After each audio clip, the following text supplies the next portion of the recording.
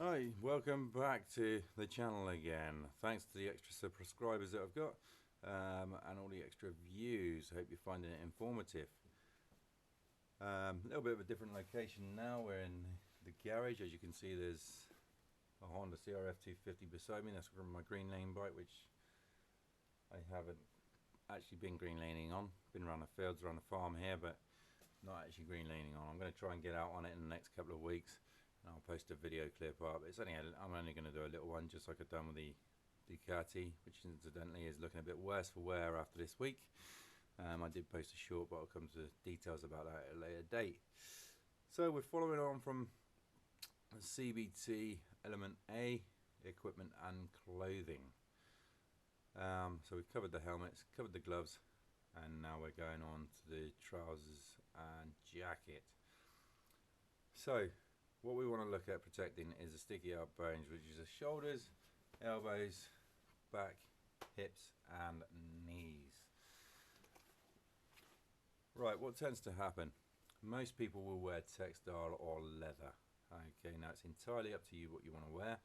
I do prefer leather when I go out with my mates on the sports bikes, and I'll wear a full one-piece suit, look like a Power Ranger, but it's going to give me a good level of protection. Alright. With the textiles, or with the leather stuff, it tends to be not very warm, not very waterproof, okay, slightly showerproof but not too much, okay. It's not very versatile as well, can be a bit stiff when you first try it on. It does need breaking in unless you get the kangaroo leather, which is a little bit more supple, okay, but leather is good under friction. So when you fall, if you do fall off, it will hold up really well under friction, and it is designed to be very tight on your body, okay. It's not designed to move around too much, and you can tell by the Grand Prix riders, the MotoGP riders, the TT riders, World Superbike riders, they wear it because it is good under friction. You see them fall off at 150 plus mile an hour, they'll get up, run straight back to their spare bike, and out they go again, and it's protected them. Okay, so with the jackets, what you're looking for.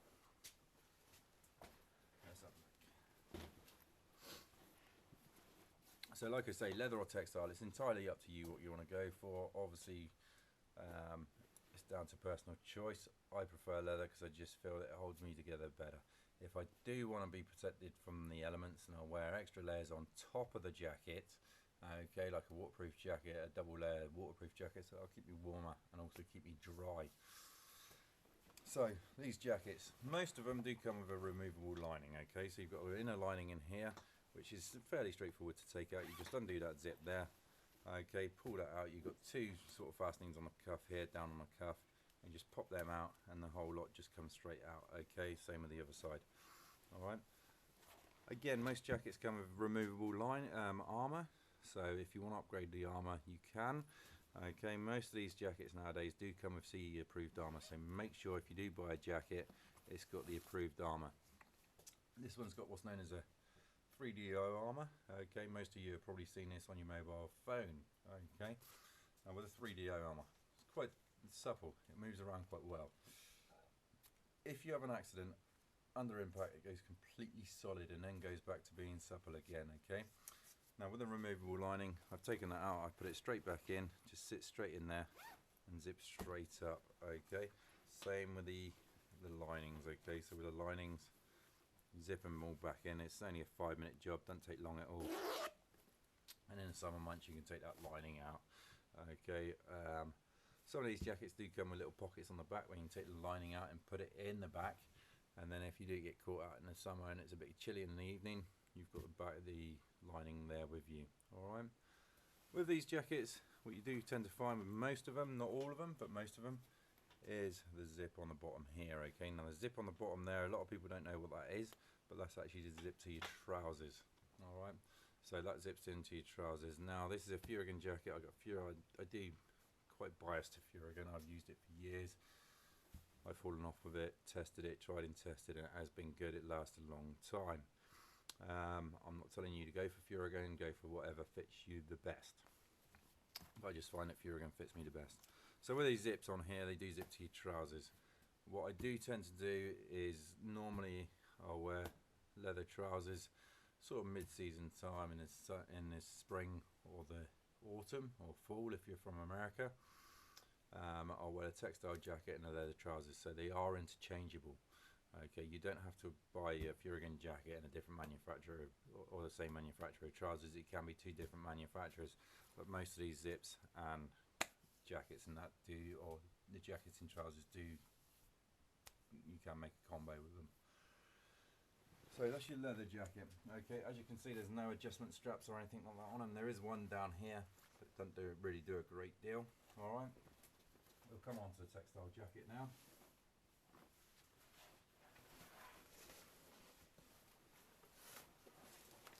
So here's your textile jacket. Now, the textile jacket is a little bit bulkier. Okay, it's designed to be like a normal jacket and worn over your normal clothing. All right, unlike the leather jacket. Like I say, if you're going to work, you're using your bike for commuting to work and back, then this is a perfect jacket or style for you to wear, because it'll go over your normal clothes. You get to work in your office, factory, wherever you work, supermarket, and you're nice and dry and warm when you get there. Again, exactly the same as the leather jacket. Inner linings that you can take out, extra fastenings down here to zip to your trousers so it doesn't ride up in an accident, unscheduled dismount, and it also stops wind from going up your back. Alright, adjustable straps here. Okay, so I can tighten that up if I want to. Okay, this week it's been down to -4, -5, so I've had quite a lot of layers on, a little bit rigid, can't really move too well. Alright.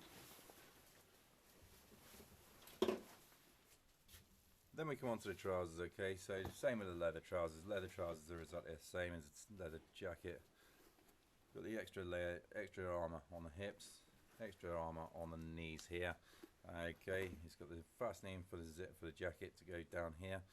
Okay, now with the leather trousers, what I tend to wear on them, if it's a bit colder, is I normally wear a thin set of thermals underneath. Okay, I can't wear my normal trousers underneath because they're just too tight, and that's what leather is designed to be like. It's designed to be fairly tight. Textile again, fairly flexible. You know, if I worked in an office, I could have my suit on underneath these here, put them on over the top. I'm going to get to the office, I'm going to be nice and warm and dry all day. Again, armour in the knees down here. Okay, then armour on the hips up here. Extra zips on the around the waist here to stop the jacket and the trousers from separating again in an unscheduled dismount. What I do tend to wear with these is braces, because textile trousers can be quite heavy. Okay, and they do tend to fall down when you're walking along if you don't have these. Sometimes you can get belts for them. Okay, but I prefer the braces because that stops it from falling down and just keeps me a bit more snug in these winter months. Alright, so that was a quick gloss over of the jackets and trousers. On to these here one-piece suits. So this one-piece suit, okay, so this is my summer suit, okay, which I wear when I go out with mates on the big bikes on the Ducati. So I wear this. It's got the vents in here on the wheel summer months when it's about 20 degrees plus. I wear this. Keeps me nice and cool there, nice and vented.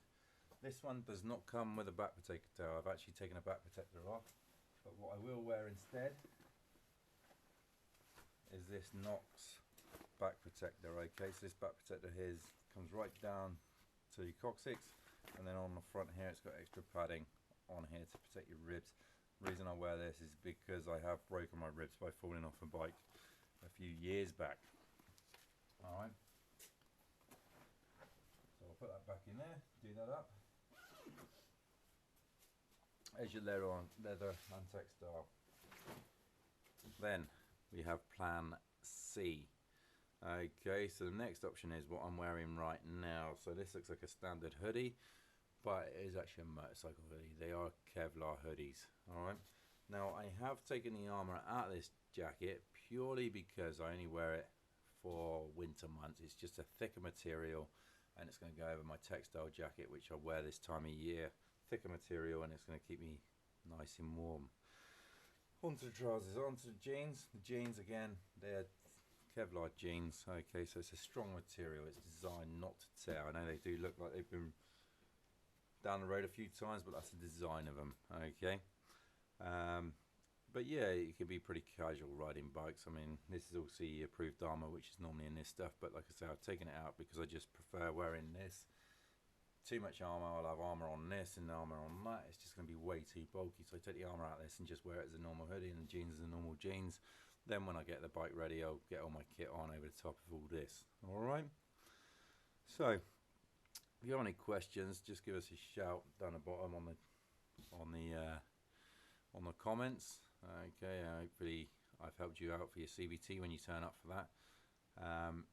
If you're more of an advanced rider, then you probably won't find this overly informative. So that's the end of the clothing at the moment. The last video I'm going to do on clothing will be the humble footwear. Okay, so the boots, I've got several different boots that I wear. Again, being an instructor, you need different clothing for different seasons. Before I go, I just want a quick shout out to Furigan textile clothing that I've been wearing this week. The HJC helmet, the Alpine style boots, and the Furigan heated gloves that I have. Okay, it's been great gear all this week. I've actually stayed fairly warm, but there is another thing. It has kept me protected this week from falling off. Now, I had 2 mishaps this week where I actually decided to fall off a bike on Monday. It was falling off a Ducati ST2, which I was done a video of me riding. I fell off of it. I don't really know what happened. I think I've got something wrong with the rear brakes. I've got to investigate that. But it did keep me protected. Yes, I'm a little bit battered and bruised. I come off about 40 miles an hour on both crashes, both within about 300 yards of each other. But I managed to survive, and I got up. Rode on to the test centre after the crashes. There was a bit of an issue with the front brake, but I rode to the test centre. Luckily enough, a student passed. Then I had to ride back from Taunton nice and slowly because I was a bit cautious about that. The brakes, okay, so it is. Oh, there's a mouse down there. Alright. But yeah, hopefully you're enjoying the videos at the moment and the content. The next video I'll do, actually, before we go on to the boots, I'll try and get out on the CRF and do some green laning, post up a green laning video for you guys, just to keep the more experienced riders a little bit more interested here, rather than me rabbiting on about the clothing and equipment and all that sort of stuff. But yeah, we've got the boots to go next, and then we'll be going on to the bike controls and how they all work. Alright, take care, thanks for following.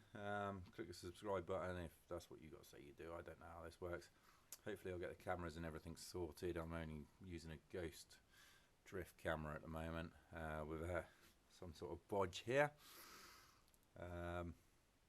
Hopefully you're enjoying the content. It will get a lot more interesting for you more experienced riders, but just bear with me at the moment. Alright, bear with me. We'll get some decent footage at some point.